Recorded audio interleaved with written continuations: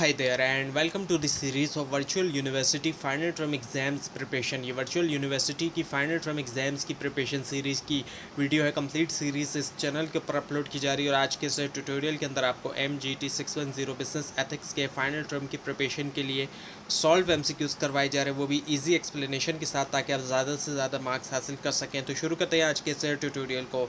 सबसे पहले कि an oligopoly market is characterise by, एक ओलिगोपोली मार्केट जो होती है उसमें अगर हम देखते हैं तो क्या होता है, few large firm dominating the market. बहुत कम जो है वो फर्म्स होती हैं और वो मार्केट को डोमिनेट कर रही होती हैं। जैसे कि व्हीकल इंडस्ट्री की बात करते हैं, गाड़ियों की, तो वहाँ पर कोई ज़्यादा तादाद नहीं होती गाड़ियों की, फर्म्स की, फैक्ट्रीज़ की। So an oligopoly is a market structure where a few large firms dominate the industry and each firm decisions affect the other. और होता क्या है कि हर फर्म का जो डिसीजन होता है वो दूसरी को अफेक्ट कर रहा होता है। हर फर्म के डिसीजन से दूसरी पे असर पड़ रहा होता है। एक फर्म ने अगर कोई नई गाड़ी वो लेकर आए हैं तो ये होता है कि वो गाड़ी उनकी दूसरी गाड़ी की जो मार्केट है वो उसको ख़राब कर सकती है, जो पहले से मार्केट बनी हुई है दूसरी फर्म की। नेक्स्ट ये कि antitrust laws are design to, antitrust laws को डिज़ाइन किया जाता है इनमें से किसके लिए, प्रमोट कंपटीशन, कंपटीशन को प्रमोट करने के लिए।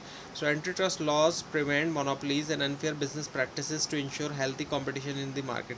तो इन लॉज के ज़रिए रोका जाता है मोनोपोलीज को। मोनोपोलीज अगर होंगी तो क्या होगा, एक ही सेलर होगा किसी प्रोडक्ट का, कोई और नहीं होगा, तो उसको रोका जाता है। और अनफेयर बिजनेस प्रैक्टिसेस, ताकि इस चीज़ को यकीनी बनाया जाए कि हेल्थी कंपटीशन हो मार्केट के अंदर, और कंपटीशन जब हेल्थी होगा तो कस्टमर का फ़ायदा होता है। नेक्स्ट ये price fixing among competitors is, अब कॉम्पिटिटर्स के दरमियान जो प्राइस फिक्सिंग होती है वो क्या होती है, जनरली तौर पे ये गैर कानूनी ही कंसिडर की जाती है। So price fixing is an agreement among competitors to set prices which reduces competition and is illegal in most countries. तो क्या होता है कि कॉम्पिटिटर्स आपस में मिले और उन्होंने एक प्राइस सेट कर लिया मार्केट के अंदर कि हम इस प्राइस के ऊपर सेट बेचेंगे चीज़, इससे कम पे नहीं बेचेंगे। तो उससे क्या होता है कि कंपटीशन कम हो जाता है, लेकिन ये ज़्यादातर कंट्रीज़ में इलीगल है, गैर कानूनी है ये। नेक्स्ट है कि बायोडाइवर्सिटी रेफर्स टू, बायोडाइवर्सिटी से मुराद क्या है, डाइवर्सिटी की हम बात करते हैं तो वैरायटी होती है, तो यहाँ पर बायोडाइवर्सिटी से मुराद ये कि वैरायटी होना लिविंग ऑर्गेनिजम्स की। So biodiversity means the variety of plants, animals and micro organism present in an ecosystem. तो इससे मुराद वैरायटी पाई जाती है प्लांट्स की, पौधों के अंदर, जानवरों की, और माइक्रो ऑर्गेनिज्म जो हमें आंखों से दिखाई नहीं देते, जो कि हमारे इकोसिस्टम में मौजूद है। नेक्स्ट ये कि डिफॉरेस्टेशन प्राइमरीली रिजल्ट्स इन, अब डिफॉरेस्टेशन जो है वो बुनियादी तौर पर नतीजा निकलता है इनमें से किसका, हैबिटेट डिस्ट्रक्शन का। सो cutting down forest destroys natural habitats causing loss of wild life and biodiversity. अगर दरख्त को काट दिया जाता है तो नतीजा क्या निकलता है कि तबाही होती है नेचुरल हैबिटेट्स की, और इसके अलावा फिर जो वाइल्ड लाइफ होती है, जो जंगल की ज़िंदगी है, उसका नुकसान होता है। बायोडाइवर्सिटी का भी फिर नुकसान होता है, क्योंकि डाइवर्सिटी नहीं रहती, वैरायटी नहीं रहती ऑर्गेनिजम्स की। नेक्स्ट ये कि sustainable forestry aims to, sustainable forestry का मकसद जो है वो इनमें से क्या होता है, preserve forest for future generation, यानी कि फॉरेस्ट को, जंगलात को बचाया जाए हमारी जो मुस्तकबिल में आने वाली जनरेशन हैं उनके लिए। सो sustainable forestry balances the use of forest resources while protecting them for future generation. तो ये कुछ इस तरीके से बैलेंस रखती है सस्टेनेबल फॉरेस्ट्री के, एक तरफ यूज़ भी किया जाए फॉरेस्ट रिसोर्सेज का, क्योंकि हमें भी ज़रूरत है, साथ में प्रोटेक्ट भी किया जाए ताकि आने वाली जो जनरेशन हैं, नस्लें हैं, उनके लिए भी बचाया जा सके। Next one is environmental ethics deals with, अब एनवायरमेंटल एथिक्स जो है वो डील करता है इनमें से किसके साथ, ह्यूमन रिस्पॉन्सिबिलिटीज़ टूवर्ड नेचर, अब जो इंसान की रिस्पॉन्सिबिलिटीज़ है नेचर की तरफ। सो environmental ethics focuses on how humans should responsibly interact with and protect the environment. Environmental ethics का फोकस ये कि कैसे इंसानों को रिस्पॉन्सिबिलिटी के साथ इंटरेक्ट करना चाहिए और प्रोटेक्ट करना चाहिए इन्वायरमेंट को। नेक्स्ट ये कि सस्टेनेबल डेवलपमेंट मीन्स, अब सस्टेनेबल डेवलपमेंट का मतलब इनमें से क्या होता है, meeting present need without harming future generation, present need को, जो मौजूदा ज़रूरियात है उसको पूरा किया जाए नुकसान किए बगैर जो मुस्तकबिल में आने वाली जनरेशन है। सो sustainable development satisfy current needs with while preserving resources for future generation. Sustainable development में ये होता है कि सेटिस्फाई करें जो करंट नीड है, जबकि प्रिजर्व किया जाए रिसोर्सेज को मुस्तकबिल की जो जनरेशन है उनके लिए। नेक्स्ट ये कि pollution is best describe as, pollution को बेहतर तौर पर डिस्क्राइब किया जाता है, इसकी वजाहत दी जाती है इनमें से किसके तौर पर, introduction of harmful substances into the environment, introduction होना तारुफ होना जो भी नुकसानदेह सब्सटेंसेस होते हैं एनवायरनमेंट में। So pollution occurs when harmful substances contaminate air water और land and damage the environment. तो पॉल्यूशन तब होती है जब नुकसानदेह सब्सटेंसेस होते हैं वो ख़राब कर देते हैं हवा को, पानी को या ज़मीन को, या फिर जो इन्वायरमेंट है उसको डैमेज करते हैं ना। Polluters pays principle suggest, polluter pays principle जो बताता है इनमें से क्या, polluters should bear pollution cost. यानी कि ये प्रिंसिपल ये कहता है जो पॉल्यूटर्स हैं जिनकी वजह से आलूदगी फैल रही है उनको ही पॉल्यूशन कॉस्ट बर्दाश्त करनी चाहिए। So those responsible for causing pollution should pay the cost of preventing और क्लीनिंग अप।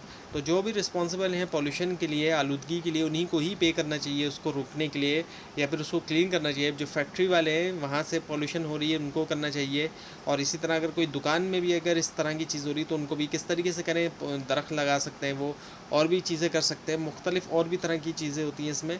अब नेक्स्ट है कि ethics of cares emphasises, ethics of care जो है वो एम्फेसाइज करती है इनमें से किस चीज़ के ऊपर, रिलेशनशिप एंड कंपेशन। जो रिलेशनशिप और कंपेशन है, सो एथिक्स ऑफ केयर का जो स्ट्रेस है, स्ट्रेस करता है ये किसके ऊपर ज़ोर डालता है, ये एम्पैथी के ऊपर भी, रिलेशनशिप के ऊपर भी, केयरिंग के ऊपर भी दूसरों के लिए, ताकि एथिकल डिसीजन लिए जा सकें, अखलाकियात के साथ लिए जा सके। नेक्स्ट ये कि ethic of care is associated with, अब जो एथिक ऑफ केयर है वो जुड़ा हुआ है इनमें से किसके साथ, कैरोल गिलिगन के साथ। So Carol Gilligan developed the ethics of care theory emphasising compassion और and relationship. So Carol Gilligan ने डेवलप किया जो एथिक्स ऑफ केयर थ्योरी है एम्फेसाइज करते हुए कंपेशन और जो रिलेशनशिप है। नेक्स्ट ये कि कंज्यूमर राइट्स इंक्लूड, अब कंज्यूमर राइट में अगर हम देखें तो आ जाता है कि ये तमाम जितने भी ऑप्शन है, right to safety, right to information, right to choose. So consumers have several rights, कई सारे राइट्स आते हैं कंज्यूमर्स के, जैसे कि सेफ्टी हो गई, एक तो प्रोडक्ट ऐसी हो जो कि सेफ़ हो, इन्फॉर्मेशन दी जाए, कस्टमर को चॉइस होनी चाहिए उसके पास, ये नहीं हो कि वो उसको यही चीज़ लेनी है, एंड बीइंग हर्ड, सुना भी जाए जो वो कह रहा है।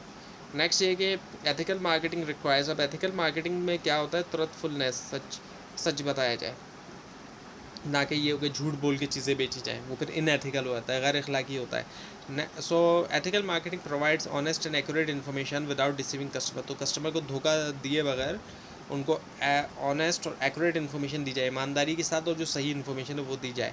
नेक्स्ट एक information asymmetry occurs when, information asymmetry कब होती है, one party has more information than another, एक पार्टी के पास ज़्यादा इन्फॉर्मेशन है दूसरी के मुकाबले में, वो इन्फॉर्मेशन एसिमेट्री कहलाई जाएगी। So information asymmetry exist when one party knows more than other creating an unfair advantage, जब एक पार्टी दूसरी से ज़्यादा जानेगी तो अनफेयर एडवांटेज होगा।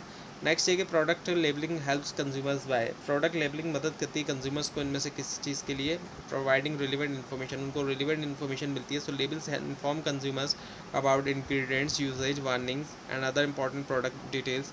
लेबल जो है वो इन्फॉर्म करता है कंज्यूमर्स को इंग्रेडिएंट्स के बारे में भी, इस्तेमाल के बारे में, वार्निंग भी देते हैं, और दूसरी जो इंपॉर्टेंट डिटेल्स होती हैं। नेक्स्ट है कि the contract view is based on, contract view की बुनियाद अगर हम देखें इनमें से किसके ऊपर है, वो है voluntary agreements between buyer and seller, voluntary रजाकाराना तौर पे जो भी एग्रीमेंट होते हैं बायर के दरमियान और सेलर के दरमियान। So the contract view states that businesses must fulfil the promises made through agreements and consumers with consumers. Contract view जो है वो इस चीज़ को बताता है कि बिजनेसेस को लाजमी तौर पे पूरा करना चाहिए प्रोमिसेस जो भी प्रॉमिस किए गए हैं एग्रीमेंट्स के ज़रिए कंज्यूमर्स के साथ। नेक्स्ट ये कि अंडर द कॉन्ट्रैक्ट व्यू के अंडर में अगर हम देखें बिजनेसेस को लाजमी तौर पे क्या करना चाहिए, honour their promises to consumer, जो भी प्रोमिसेस किए गए कंज्यूमर्स के साथ उसको ऑनर करना चाहिए। So businesses are ethically obligated to keep promises and meet the terms agreed upon with customers. Businesses जो है वो एथिकली तौर पर, अखलाकी तौर पर इस चीज़ के ज़िम्मेदार हैं कि वो प्रॉमिस रखें और पूरा करें टर्म्स जो कि एग्री की गई कस्टमर्स के साथ। नेक्स्ट ये कि due care theory states the manufacturer should say, due care theory ये बताती है कि मैन्युफैक्चरर को क्या करना चाहिए, take responsible care to prevent consumer harm, responsible care करें ताकि रोक सकें कंज्यूमर को कोई भी नुकसान होने से। So manufacturer must carefully design, test and warn users about product to prevent harm actually. So manufacturers को लाजमी तौर पे केयरफुली डिज़ाइन करना चाहिए, टेस्ट करना चाहिए, वार्न करना चाहिए यूज़र्स को कि वो जो प्रोडक्ट है उसके बारे में, ताकि नुकसान को रोका जा सके। नेक्स्ट ये कि product testing is an example of, product testing किसकी एग्जांपल है, ड्यू केयर की। So product testing product before selling them demonstrate reasonable care for consumer safety. Test करना प्रोडक्ट इससे पहले कि उसको बेचा जाए दिखाता है, डिमॉन्स्ट्रेट करता है जो रीज़नेबल केयर है कंज्यूमर सेफ्टी के लिए। नेक्स्ट ये कि failure to warn consumers about product risk में कॉन्स्टिट्यूट, अगर फेल हो जाते हैं वार्न करने के हवाले से कंज्यूमर को प्रोडक्ट रिस्क के बारे में, तो क्या होता है कि नेग्लिजेंस होती है, लापरवाही वगैरह जो है वो उसमें आ जाती है। So not warning consumers about dangers is consider negligence and result in legal liability. तो ये नेग्लिजेंस के अंदर आ जाता है और ये भी है कि नतीजा इसका लीगल लाइबिलिटी भी हो सकता है कानूनी तौर पर। नेक्स्ट है कि social cost view holds manufacturer responsible for, अब जो सोशल कॉस्ट व्यू है इसके मुताबिक मैन्युफैक्चरर जो है जो बनाने वाले हैं वो ज़िम्मेदार हैं इनमें से किसके लिए, consumer injuries cost by defected product. तो अगर इंजरीज हो जाती हैं कस्टमर को डिफेक्टेड प्रोडक्ट की वजह से, so social cost view argues that businesses should compensate consumers harm by defective product. तो अब ये व्यू इस चीज़ का आर्ग्यू करता है कि बिजनेसेस को कंपनसेट करना चाहिए कंज्यूमर्स को जो भी नुकसान हुआ है डिफेक्टेड प्रोडक्ट्स की वजह से।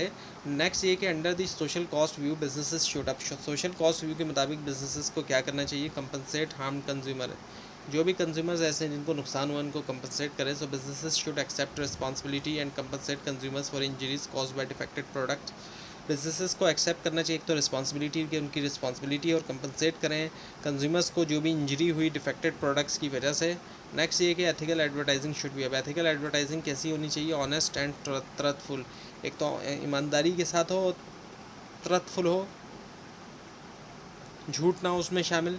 सो ethical advertising provides accurate information and does not mislead consumer, तो इससे क्या होता है कि सही इन्फॉर्मेशन भी होती है दी जाती है और मिसलीड नहीं किया जाता है कंज्यूमर्स को कि वो कुछ और ही समझे। नेक्स्ट ये कि पफरी इन एडवर्टाइजिंग रेफर्स टू, पफरी जो होती है एडवर्टाइजिंग में उससे क्या मुराद है, एग्जेजरेटेड प्रमोशनल क्लेम, इनके जो बढ़ा चढ़ा के क्लेम किया गया है उसको हम पफरी कहते हैं। So puffery uses exaggerated opinions और praise that reasonable consumer recognise as promotional rather than factual. तो पफरी में यानी कि ये कहना है कि जैसे कि हमारी प्रोडक्ट सबसे बेहतर है बाकियों के मुकाबले में, इस तरह के क्लेम करना और वो ना हो।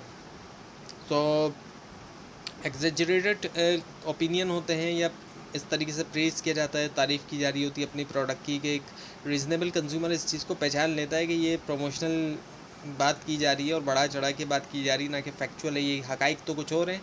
जिस प्रोडक्ट को ये कह रहे हैं कि सबसे बेहतर प्रोडक्ट है वो असल में नहीं है, तो ये जो पफरी में आ जाता है। नेक्स्ट ये कि सेल्फ रेगुलेशन मीन्स, अब सेल्फ रेगुलेशन से क्या मुराद है, regulate industry regulates it's on conduct, अपने ख़ुद के जो कंडक्ट है उसको इंडस्ट्री रेगुलेट करे। So self regulation means businesses और industries create and follow their own ethical rules without direct government control.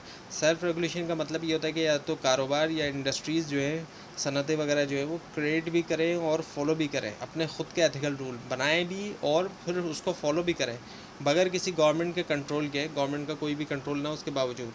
अब नेक्स्ट ये कि बेनिफिट ऑफ सेल्फ रेगुलेशन है, सेल्फ रेगुलेशन का एक जो फ़ायदा वो क्या है, faster response to ethical issues, तेज़ रिस्पांस होना जो भी अखलाकी तौर पे जो इश्यूज़ होते हैं। So self regulation allows industries to respond quickly to ethical concern and improve business practices. Self regulation industries को अलाउ करता है कि वो क्विकली तौर पर रिस्पॉन्ड करें जो भी एथिकल कंसर्न है और इम्प्रूव करें बिजनेस प्रैक्टिसेस को। नेक्स्ट ये कि कंज्यूमर प्राइवेसी इन्वॉल्व, अब कंज्यूमर प्राइवेसी हम देखें उसमें क्या आता है, प्रोटेक्टिंग पर्सनल इन्फॉर्मेशन, प्रोटेक्ट किया जाए, बचाया जाए, जो भी पर्सनल इन्फॉर्मेशन है उसकी हिफाजत की जाए। So consumer privacy means safeguarding consumers personal and financial information from unauthorise access. इसका मतलब क्या होता है कि बचाया जाए जो भी पर्सनल और फाइनेंशियल इन्फॉर्मेशन होती है अनऑथराइज एक्सेस से कंज्यूमर्स की। नेक्स्ट है कि collecting consumers customer data without consent is generally, जमा करना कस्टमर का डेटा उसकी इजाज़त के बगैर आमतौर पर क्या होता है, इनएथिकल होता है, गैर अखलाकी है। So collecting personal information without permission violates privacy rights and ethical standard. तो अगर इन्फॉर्मेशन को, पर्सनल इन्फॉर्मेशन कलेक्ट की जा रही है, जमा की जा रही है बगैर किसी परमिशन के, तो वो वायलेट करता है, ख़िलाफ़ वर्जी करता है जो भी प्राइवेसी का एक राइट है, हर किसी की अपनी प्राइवेसी है, और जो एथिकल स्टैंडर्ड है, अखलाकी जो मेयार है उसके भी ख़िलाफ़ है ये। नेक्स्ट ये कि job discrimination occurs when employment decisions are based on, अब जॉब डिस्क्रिमिनेशन हम देखते हैं कि होती है तो वो कब होती है, जब एम्प्लॉयमेंट किस बुनियाद पे दी जा रही होती है, इर्रेलेवेंट पर्सनल करैक्टरिस्टिक्स के ऊपर, यानी कि जो चीज़ें जॉब से रिलेवेंट ही नहीं है उन बुनियाद के ऊपर, ऐसी बुनियादों के ऊपर जॉब दी जा रही है किसी को। सो डिस्क्रिमिनेशन अकर्स व्हेन हायरिंग और promotion decisions based on factors, कुछ ऐसे फैक्टर्स जिनकी बुनियाद के ऊपर जॉब दी जा रही है, जैसे कि उसकी रेस, उसकी नस्ल देख के उसको जॉब दी जा रही है, उसका जेंडर देख के उसको जॉब दी जा रही है, यानी कि कहीं पे किसी को मेल को वो प्रेफर कर रहे हैं, कहीं पे वो फीमेल को प्रेफर कर रहे हैं, ये भी जॉब डिस्क्रिमिनेशन में आता है। इसके अलावा रिलीजन उसका रिलीजन की बुनियाद के ऊपर उसको जॉब दी जा रही है। इन तमाम चीज़ों के ऊपर जॉब देना मेरिट के बजाय ये जॉब डिस्क्रिमिनेशन में आ जाता है। अब नेक्स्ट ये कि वह which market structure has the highest degree of competition. अब कौन सा मार्केट स्ट्रक्चर है उसमें बहुत ज़्यादा सबसे ज़्यादा जो कंपटीशन अब देखने में आता है वो है परफेक्ट कंपटीशन में। So perfect competition has many buyers and seller making it the most competitive market structure. तो परफेक्ट कंपटीशन में बहुत से बायर्स और बहुत से सेलर्स होते हैं जो कि इसको सबसे ज़्यादा जो है वो कॉम्पिटिटिव मार्केट स्ट्रक्चर बना देते हैं। अब नेक्स्ट ये क्या कार्टल है। कार्टल की हम बात करते हैं इनमें से, तो वो क्या होता है, an agreement among firms to reduce competition. एक ऐसा एग्रीमेंट होता है फर्म्स के दरमियान ताकि कंपटीशन को रिड्यूस करें। और कार्टल की वजह से होता क्या है कि फर्म्स जो है वो मोनोपोली बना लेती हैं आपस में मिलके। So a cartel is form when firm cooperate to fix prices और limited production instead of competing. एक कार्टल तब बनाया जाता है फर्म्स जो है वो आपस में मिलती हैं ताकि वो प्राइस फिक्स कर सकें या लिमिट कर सकें प्रोडक्शन, इसके मुकाबले में कि वो कंपटीशन करें, यानी कॉम्पिटिटर्स ही आपस में मिल गए। नेक्स्ट ये कि which of the following is considered a renewable resources. इनमें से कौन सा रीन्यूएबल रिसोर्सेज है, तो वो है फॉरेस्ट। इफ सस्टेनेबली मैनेज, अगर सही तरीके से इसको मैनेज करेंगे तो ये रिन्यूएबल में होता है। So forest can regenerate over time if they are manage and harvested sustainably. तो इनको दोबारा जनरेट किया जा सकता है वक्त के साथ, सही तरीके से इसको मैनेज करें और हार्वेस्ट करें। अब नेक्स्ट ये कि the extinction of species is primarily a loss of. Extinction हो जाना, नायाब हो जाना किसी स्पीशीज़ का, वो बुनियादी तौर पे जो लॉस है वो किसका है, बायोडाइवर्सिटी का। So when a species become extinct the variety of life on earth decreases. तो जब भी कोई भी स्पीशीज़ जब वो एक्सटिंक्ट हो जाती है, नायाब हो जाती है, तो नतीजा क्या निकलता है कि जो वैरायटी होती है दुनिया में, ज़मीन में जो वैरायटी पाई जा रही है लाइफ की, ज़िंदगियों की, वो कमी उसमें हमें देखने में आता है। अब नेक्स्ट है कि environmental responsibility require firms to. Environmental responsibility जो फर्म्स को क्या रिक्वायर करती है, consider environmental consequences of their action. Consider करना जो भी इन्वायरमेंटल कॉन्सिक्वेंसेस हैं, नताइज हैं उनके एक्शंस के। So businesses should minimise environmental harm and use resources responsibly. Businesses को क्या करना चाहिए, कम से कम करना चाहिए जो भी इन्वायरमेंटल हार्म है, और यूज़ करें रिसोर्सेज को रिस्पॉन्सिबिलिटी के साथ। नेक्स्ट है कि an extremely negative externality occurs when. Negative externality इनमें से कब होती है, cost are imposed on others without compensation. जब दूसरों के ऊपर कॉस्ट जो है वो इम्पोज की जा रही है बगैर किसी कंपनसेशन के। So pollution is a common example where other bears cost created by business और इंडिविजुअल। तो हम देखते हैं कि पॉल्यूशन जो एक सबसे ज़्यादा कॉमन एग्जांपल जहाँ पे कॉस्ट बिजनेसेस या इंडिविजुअल जो है बना रहे हैं और वो दूसरे बर्दाश्त कर रहे हैं। पॉल्यूशन हो गई, नॉइज़ भी हम देखते हैं हमारे यहाँ पे, शोर कर रहे हैं, शोर करने वाला कोई और है और उसका नुकसान किसी और को हो रहा है। तो ये सारी जो है वो नेगेटिव एक्सटर्नैलिटी में आता है। अब नेक्स्ट ये कि according to ethics of care moral obligation arise mainly from. Ethics of care के मुताबिक जो मॉरल ऑब्लिगेशन है वो आम मेन तौर पे कहाँ से आती है, रिलेशनशिप से आती है। So ethics of care emphasize caring relationship empathy and responsibility towards others. Ethics of care जो है वो एम्फेसाइज करती है जो केयरिंग रिलेशनशिप होते हैं, एम्पैथी होती है और रिस्पॉन्सिबिलिटी होती है दूसरों की तरफ। नेक्स्ट ये कि which consumer right protects buyer from hazardous product. कौन सा कंज्यूमर राइट इनमें से प्रोटेक्ट करता है बायर्स को, जो भी ख़तरनाक प्रोडक्ट होती हैं, वो है right to safety. So right to safety protects consumers from product that may cause harm. Right to safety क्या है कि प्रोटेक्ट किया जाए कंज्यूमर्स को प्रोडक्ट से, ऐसे प्रोडक्ट से बचाया जाए जो नुकसान का सबब बनती है। Now misleading product information violates the consumers. अब मिसलीडिंग प्रोडक्ट इन्फॉर्मेशन जो है वो वायलेट करती है कंज्यूमर की क्या चीज़, राइट टू इन्फॉर्मेशन के, राइट जो होता है इन्फॉर्मेशन का। So consumers have the right to receive trustful and complete information before purchasing. Consumers के पास राइट होता है कि वो हासिल करें ट्रस्टफुल और कंप्लीट इन्फॉर्मेशन इससे पहले कि वो ख़रीदें। नेक्स्ट ये कि inform consent means consumers. Inform consent का मतलब ये है कि कंज्यूमर्स क्या करते हैं, receiving sufficient information before making decision. उनको सफिशेंट इन्फॉर्मेशन दी जाए इससे पहले कि वो डिसीजन मेकिंग करें। So consumers should understand the risk and benefits before agreeing to purchase और यूज़ अ प्रोडक्ट। कंज्यूमर्स जो वो अंडरस्टैंड करें रिस्क भी और बेनिफिट्स भी इससे पहले कि वो एग्री हों ख़रीदने के लिए प्रोडक्ट या इस्तेमाल करने के लिए। नेक्स्ट ये कि under the contract view of seller is obligated to. Contract view के अंडर में अगर हम देखें एक सेलर के ऊपर लाजमी है इनमें से क्या, fulfil promise made about the product, के प्रॉमिस पूरे करें प्रोडक्ट के बारे में। So seller must deliver product and services according to promises and agreement made with customer. Sellers को लाजमी तौर पे डिलीवर करना चाहिए प्रोडक्ट और सर्विस जो भी प्रॉमिस किया गया है और एग्रीमेंट किया गया है कस्टमर्स के साथ नेक्स्ट एक है the due care theory is based on the believe that. अब ड्यू केयर थ्योरी को एक जो बिलीव के ऊपर बेस करती है वो क्या है, manufacturers have greater knowledge about product के, जो भी बनाने वाला है उसके पास ज़्यादा नॉलेज है प्रोडक्ट के हवाले से। So since manufacturers know more about product they have a duty to protect consumers from harm.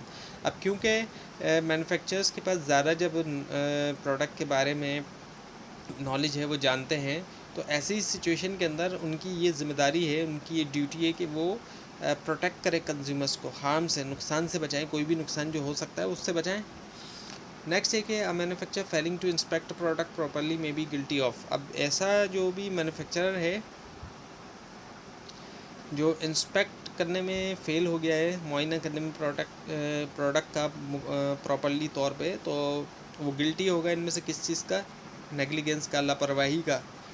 So failure to inspect product properly can result in unsafe product and is consider negligence. तो नतीजा क्या निकलेगा कि अगर product को सही तरीके से इंस्पेक्ट नहीं किया गया तो वो अनसेफ होगी, नुकसान पहुंचा सकती है प्रोडक्ट।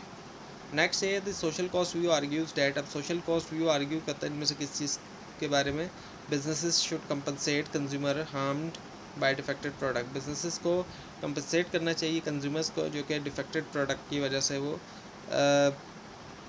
हार्म हुआ है, नुकसान हुआ है। सो बिजनेसेस शुड है bear the cost of injuries cause by defected और अनसेफ प्रोडक्ट। बिजनेसेस को बर्दाश्त करना चाहिए कॉस्ट ऑफ इंजरीज जो कि डिफेक्टेड या अनसेफ प्रोडक्ट की वजह से हुए। Now hidden advertising is considered unethical because hidden advertising को गैर अखलाकी कंसिडर किया जाता है इनमें से किसकी वजह से, डिसीव्स कंज्यूमर्स, जो धोखा देना यानी कंज्यूमर्स को। So hidden advertising misleads consumer by disguising promotional content as unbiased information. तो जो हिडन एडवर्टाइजिंग होती है उससे क्या होता है कि मिसलीड होते हैं कंज्यूमर, डिस्गाइजिंग जो प्रमोशनल कंटेंट होता है अनबायस्ड इन्फॉर्मेशन के तौर पर। अब नेक्स्ट ये कि an advertising making false claim is. अब एक ऐसी एडवर्टाइजिंग जिसमें कोई झूठा किस्म का क्लेम किया जा रहा है, वो क्या है, डिसेप्टिव एडवर्टाइजिंग है, धोखा दिया जा रहा है यानी कि। सो फॉल्स और misleading claims deceive consumers and violate ethical principle. तो इसी वजह से ये एथिकल मार्केटिंग प्रिंसिपल्स को भी ये वायलेट कर रहे होते हैं, उसकी भी खिलाफ वर्जी कर रहे होते हैं। Now industry codes of ethics are an example of. Industry codes of ethics example इनमें से किस चीज़ की, सेल्फ रेगुलेशन की। So industry codes are voluntary standards created by businesses to promote ethical conduct. Industry code जो है वो voluntary standards हैं जिनको बिजनेसेस ने बनाया है ताकि प्रमोट करें एथिकल कंडक्ट। नेक्स्ट ये कि consumer privacy is most threatened bye. अब कंज्यूमर प्राइवेसी को सबसे ज़्यादा जो ख़तरा है वो इनमें से किससे है, unauthorize share of personal data. जो अनऑथराइज शेयर हो रहा है पर्सनल डेटा का, तो sharing customer information without permission violates privacy and may cause financial और पर्सनल हार्म। अब शेयर करना कस्टमर की इन्फॉर्मेशन बगैर किसी परमिशन के वो वायलेट करता है, खिलाफ वर्जी करता है प्राइवेसी की भी, और वो सबब बनता है फाइनेंशियल या पर्सनल हार्म का भी। नेक्स्ट है कि equal employment opportunity requires that hiring decision be based on. अब इक्वल एम्प्लॉयमेंट अपॉर्चुनिटी अगर हम देखें आज के दौर में ये कॉन्सेप्ट आ रहा है काफ़ी, तो इसके मुताबिक हायरिंग डिसीजन जो वो बेस होना चाहिए इनमें से किसके मुताबिक, क्वालिफ़िकेशंस एंड मेरिट। जो भी क्वालिफ़िकेशन है और जो मेरिट है उसकी बुनियाद के ऊपर। So employment decisions should be fair and based on person's skills qualification and ability to perform the job. यानी कि ये कॉन्सेप्ट जॉब डिस्क्रिमिनेशन के बिल्कुल अगेंस्ट है। जॉब डिस्क्रिमिनेशन में क्या था, आपको जैसे कि पीछे बताया गया था कि जो हायरिंग हो रही है वो किसकी बुनियाद पे हो रही है, क्वालिफ़िकेशन या मेरिट की बुनियाद पे नहीं, बल्कि किसी की रेस देख के, उसकी नस्ल देख के, जेंडर देख के, या रिलीजन जो उसके बिलीव हैं, रिलीजियस बिलीफ, उनको देख के की जा रही है। तो वो जो है जॉब डिस्क्रिमिनेशन में है। लेकिन जब इक्वल एम्प्लॉयमेंट अपॉर्चुनिटी होती है तो वहाँ पर देखा जाता है क्या, उस पर्सन के स्किल्स क्या हैं, उसकी क्वालिफ़िकेशन क्या है, उसकी एबिलिटी क्या है, और ये तमाम चीज़ें रिलेवेंट हैं जॉब से। इस बुनियाद के ऊपर जो है वो जॉब देना ये इक्वल एम्प्लॉयमेंट अपॉर्चुनिटी में आएगा। नेक्स्ट ये कि discrimination in employment is unethical because. अब इनएथिकल होती है जो भी डिस्क्रिमिनेशन होती है एम्प्लॉयमेंट के अंदर, वो क्यों, क्योंकि violate the principle of equal treatment. अब वो इक्वल ट्रीटमेंट का जो प्रिंसिपल है उसको वायलेट कर रही है। और इक्वल ट्रीटमेंट यही है कि बराबरी होना, और बराबरी किस बुनियाद पे होना, क्वालिफ़िकेशन की बुनियाद पे होना, मेरिट की बुनियाद पे होना। दो एम्प्लॉई बराबर तब है जब उनकी क्वालिफ़िकेशन और उनके जो एबिलिटी है वो सेम है। इस बुनियाद पे नहीं है वो बराबर कि उनकी रेस एक है। उनकी नस्ल एक होने पे वो बराबर नहीं है। ने तो employ discrimination is unethical because it denials equal opportunities and treats people unfairly based on irrelevant personal characteristic। तो एम्प्लॉय डिस्क्रिमिनेशन जो है वो इनएथिकल है, गैर अखलाकी है ये, क्योंकि ये डिनाई करता है क्या, इक्वल अपॉर्चुनिटी नहीं मिलती फिर जब डिस्क्रिमिनेशन होगा, जब लोगों को जज किया जा रहा है उनकी नस्ल वगैरह की बुनियाद के ऊपर, तो इक्वल उनको अपॉर्चुनिटी नहीं मिलेगी और अनफेयर ट्रीट होगा, जो कि इररिलेवेंट पर्सनल करेक्टरिस्टिक्स के ऊपर बेस कर रहा है। जो चीज़ें जॉब से रिलेवेंट ही नहीं है उन चीज़ों के ऊपर उनको जज किया जा रहा है। तो ये था आज का लेसन, आज का ट्यूटोरियल। आपको इस बारे में कोई क्वेश्चन है, ख़ासतौर पर इसमें कोई मिस्टेक दिखाई दे, ज़रूर हाईलाइट कीजिए। और इस पूरी सीरीज़ को देखने के लिए और फाइनल टर्म एग्ज़ाम्स की प्रिपरेशन के लिए इस चैनल को सब्सक्राइब कीजिए, बेल आइकन के ऊपर क्लिक कीजिए। Thanks for watching this video and best of luck for your exams.